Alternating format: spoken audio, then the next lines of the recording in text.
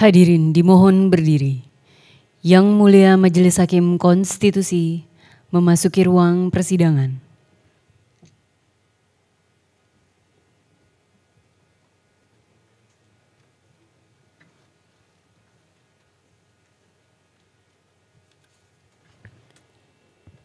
Hadirin disilahkan duduk kembali. Kita mulai ya, kita mulai. Baik, kita mulai ya. Sudah siap ini ya, rombongan besar ini. Baik, sidang perkara nomor 124 PUU 22/2024 dengan agenda perbaikan permohonan saya nyatakan dibuka dan persidangan terbuka untuk umum. Assalamualaikum warahmatullahi wabarakatuh. Selamat siang, salam sejahtera bagi kita semua. Silakan diperkenalkan siapa yang hadir. Terima kasih Yang Mulia. Mohon izin untuk hari ini yang hadir 3 dari pemohon kami, Leonardo Olive Samonangan, Max Andrew Ohandi, dan Martin Maurer. Serta dihadiri oleh kuasa hukum para pemohon dengan saya Samsul Jahidin, ada Pak Alfius Indrawan, Sri Iswanti, Dr. Charles Mangaraja Tampu Bolon SH MK 3, Asnawi SH, Budi Santo SH, Gabriel Franz SH, Stephen SH, Heni Haripin SH, Melanie Mindar Sari SH.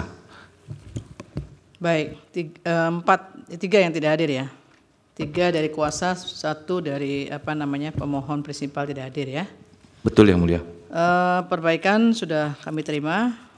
Terkait dengan penyampaian perbaikan permohonan, silakan nanti yang disampaikan hanya pokok-pokoknya ya, yang pokok-pokoknya. Saya pandu aja di bagian kewenangan mahkamah ada perbaikan? Tidak ya? Ada perbaikan di kewenangan mahkamah? Kewenangan mahkamah enggak ada Yang Mulia. Enggak ada ya, enggak ada. Kemudian kedudukan hukum perbaikannya ada? Ada Yang Mulia. Poin apa yang diperbaiki? Legal standing ya. Ya, poin apa yang diperbaiki? Ya, sebentar Yang Mulia.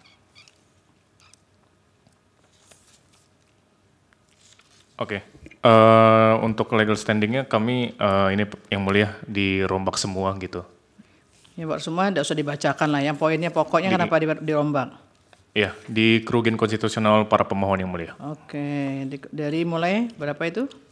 Dari halaman 8 Yang Mulia. Dari halaman 8 bagian B. Dirombak ya nih ya? Iya, dirombak. Dianggap dibacakan ya? Ya, dianggap dibacakan. Dibacakan ini sampai di, ada belah 2 ya. 1 terkait dengan kerugian konstitusional para pemohon, Anda masukkan ke huruf B ya? Iya, benar Yang Mulia. Ya, sampai halaman 12 Yang Mulia, kerugian. Sampai halaman 12, dianggap dibacakan ya. Kalau dia alasan permohonan, Posita, apa yang saudara ubah di sini? Ya, kalau untuk di alasan permohonannya, di situ kami ada berubah Yang Mulia terkait masalah permohonan para pemohon tidak nebis in idem. Jadi kami menambahkan 1 batu uji, yaitu pasal 28I Yang Mulia. 28I tambahannya. Ya. Oke, kemudian perubahannya apa saja yang sudah tambahkan di sini? Yang sudah perbaiki. Kemudian selanjutnya teori pendukung Yang Mulia. Teori pendukungnya sudah tambahkan di halaman ini? 14. Oke, teori apa yang sudah tambahkan? Justice teori, kemudian human right, itu sudah tambahkan semua? Iya. 4 teori itu? Iya, benar Yang Mulia. Ya, kemudian apalagi tambahan lainnya? Kemudian, bentar Yang Mulia. Teori sudah.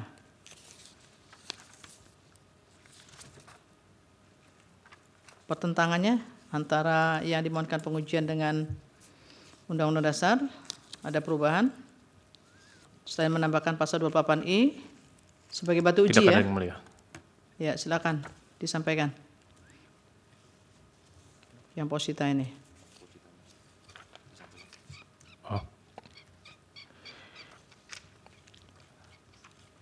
Yang hubungannya Yang Mulia. Ya, yang di aja poin-poin yang diperbaiki aja, poin-poinnya aja.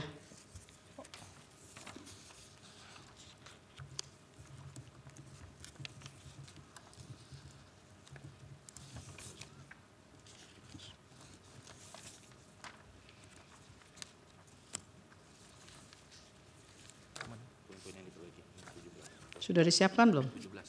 17. Sudah Yang Mulia.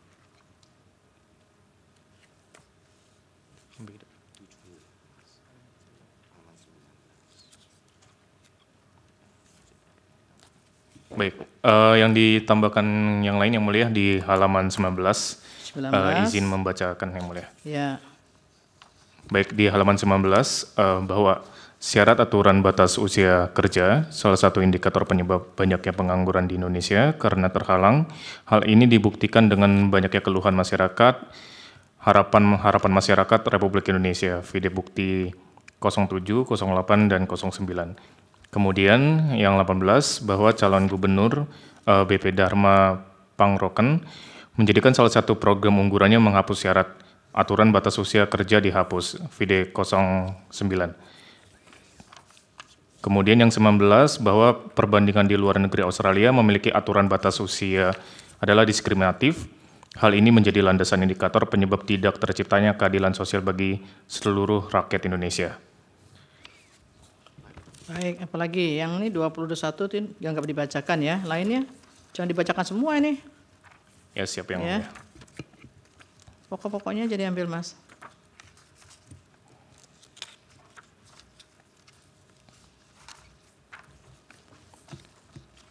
Kemudian di halaman 25 yang mulia, 25, di situ. ya. Izin membacakan sedikit yang mulia.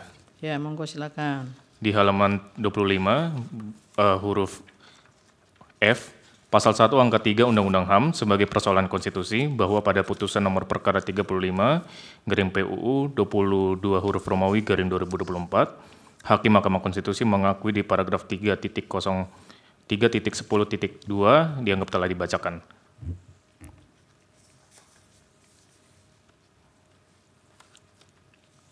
Kemudian di halaman 28 juga kami ubah yang mulia. Ya. Perubahan definisi diskriminasi Undang-Undang HAM memperkuat perlindungan dari praktik diskriminasi.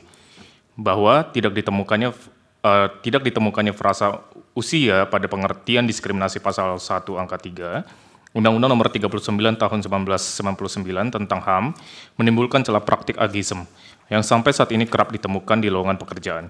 Normalisasi praktik ageism sangat berdampak besar terhadap kehidupan bangsa Indonesia. Dampaknya seperti Indonesia dikenal sebagai negara yang tidak tegas dalam memberantas praktik ageism, semakin membeludak pengangguran karena praktik ageism dan lain-lain. 42, bahwa apabila memasukkan frasa usia pada definisi diskriminasi pasal 1 angka 3 Undang-Undang Nomor 39 Tahun 1999 tentang HAM, tidak akan melemahkan perlindungan dari praktik diskriminasi, tetapi justru memperkuat perlindungan setiap warga negara Indonesia dari segala bentuk ageism.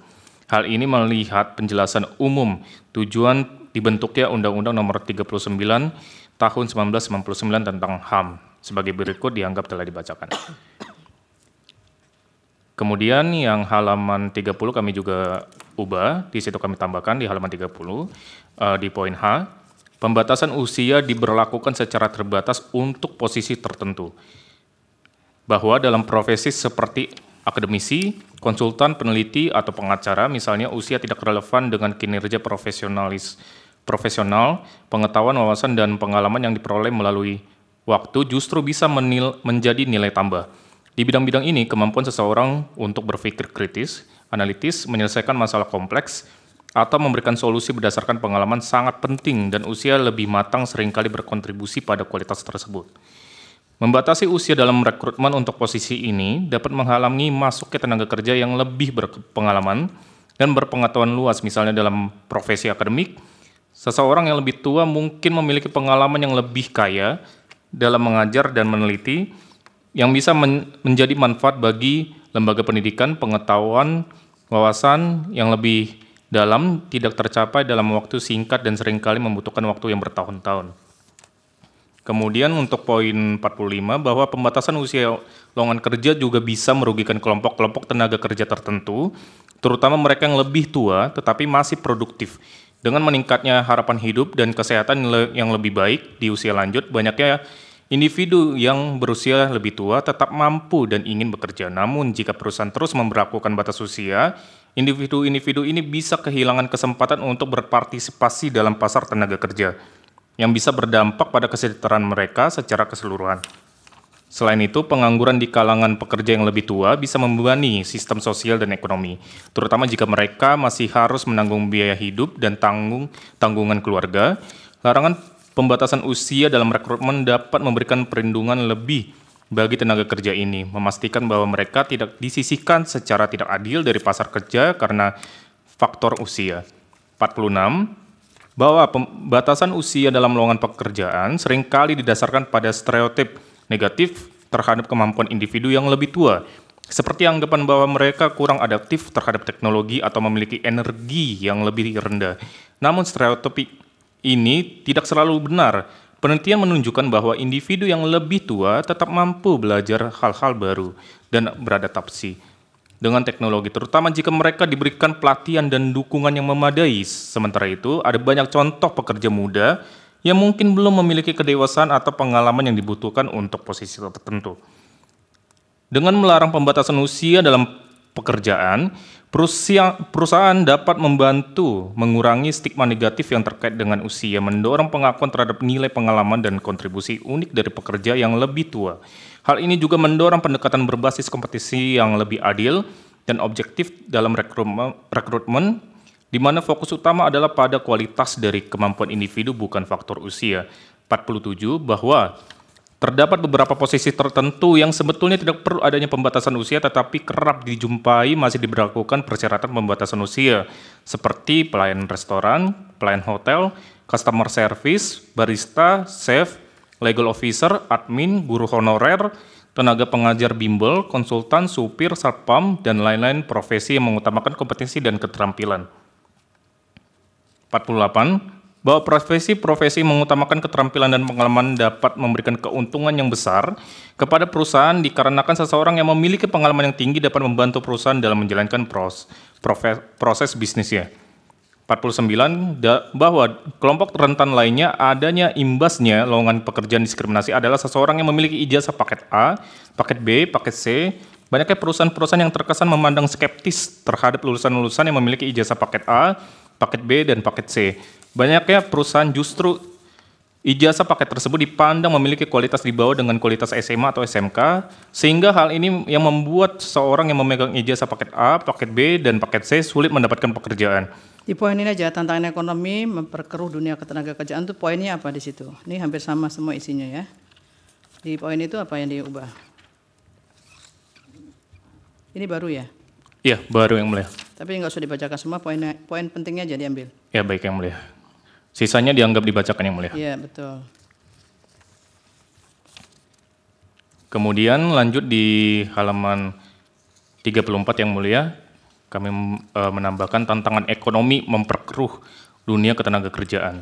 Kami akan membacakan secara singkat yang mulia. Bahwa pada saat ini sedang terjadi deflasi. Badan Pusat Statistik atau BPS mengumumkan bahwa Indonesia kembali mengalami deflasi pada bulan September 2024. Artinya Indonesia mengalami deflasi secara 5 bulan berturut-turut. September 2024, data-datanya dianggap telah dibacakan. Kemudian untuk poin 59, bahwa dalam kondisi deflasi, perusahaan cenderung mengurangi jumlah lowongan pekerjaan karena permintaan terhadap barang dan jasa menurun. Ketika lowongan kerja berkurang, persaingan untuk setiap posisi tersedia semakin ketat. Dalam situasi seperti ini, beberapa perusahaan lebih selektif dan berpotensi menggunakan kriteria yang diskriminatif dalam memilih karyawan, seperti memilih berdasarkan ras, jenis kelamin, usia, atau latar belakang sosial, meskipun hal tersebut ilegal dan tidak etis. 60. Bahwa preferensi terhadap kandidat yang dianggap lebih aman, perusahaan yang beroperasi dalam kondisi ekonomi deflasi mungkin cenderung mengambil keputusan yang lebih konservatif dalam perekrutan. Mereka mungkin lebih memilih untuk mempekerjakan individu yang sesuai dengan stereotip tertentu atau dianggap tidak beresiko.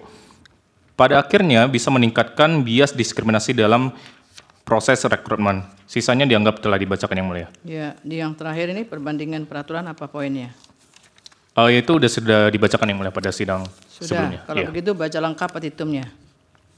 Petitum.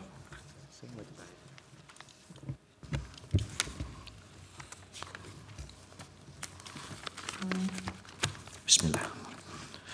Mohon izin yang mulia. Silakan.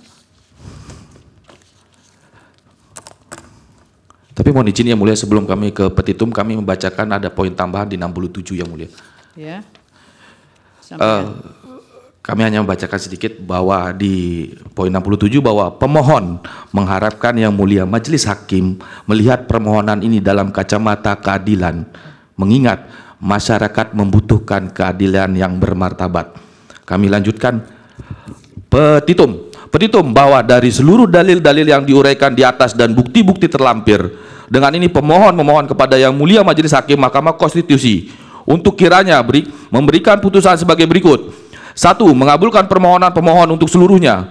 2. Menyatakan pasal 35 ayat 1 Undang-Undang Nomor 13 Tahun 2003 tentang Ketenagakerjaan, Lembaran Negara Republik Indonesia Tahun 2003 Nomor 3, tambahan Lembaran Negara Republik Indonesia Nomor 4279, bertentangan secara bersyarat dengan Undang-Undang Dasar Negara Republik Indonesia Tahun 1945 dan tidak memiliki kekuatan hukum mengikat sepanjang tidak dimaknai.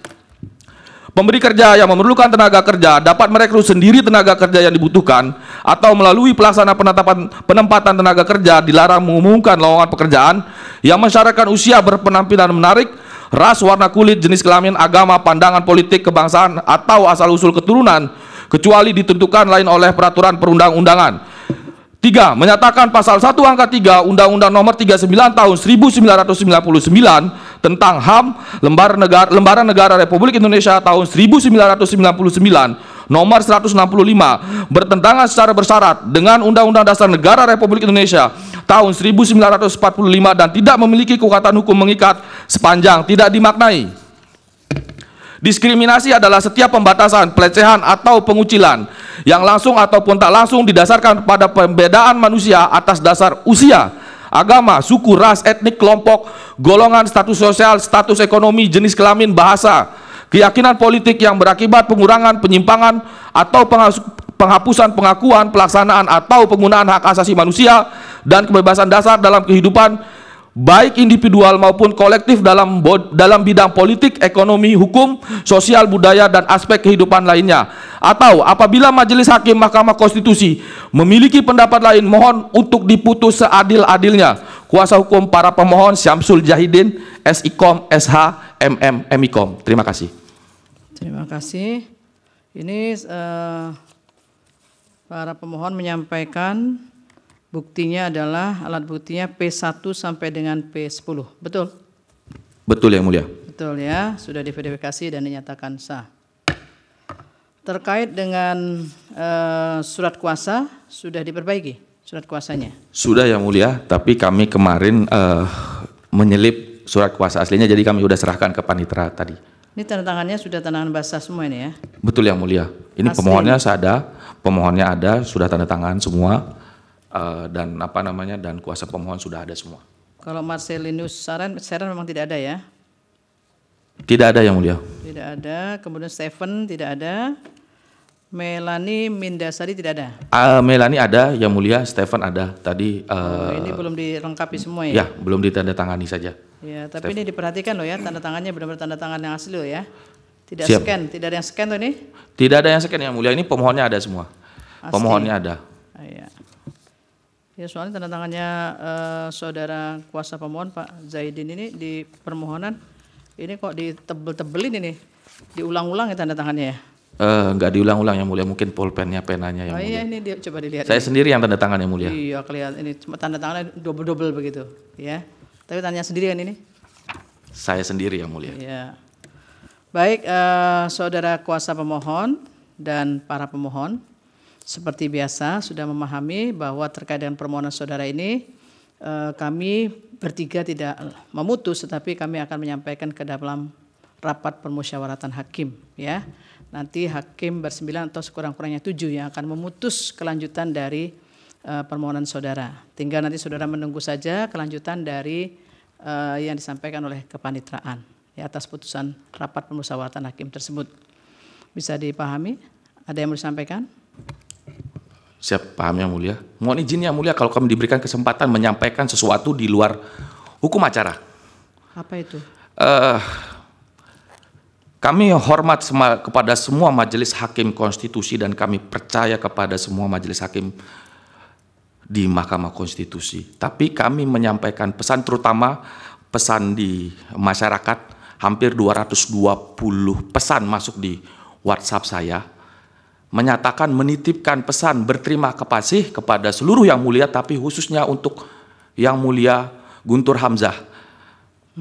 Menyampaikan pesan terima kasih kepada beliau, kepada Yang Mulia Guntur Hamzah, dan saya mewakili daripada yang sudah memberikan pesan-pesannya ke dalam pesan sosial media sudah saya. Masuk di permohonan atau itu? Tidak dimasuk di permohonan, Yang Mulia. Ya, baik. Tapi saya hanya menyampaikan pesan-pesan dari masyarakat. Ya, baik, pesan diterima, ya. Siap, gitu Yang ya. Mulia. Baik, kalau tidak ada lagi yang mau disampaikan, ada yang disampaikan, Yang Mulia? Ada yang disampaikan? Tidak ada lagi yang disampaikan, maka sidang dinyatakan selesai dan ditutup. Hadirin dimohon berdiri. Yang Mulia Majelis Hakim Konstitusi meninggalkan ruang persidangan.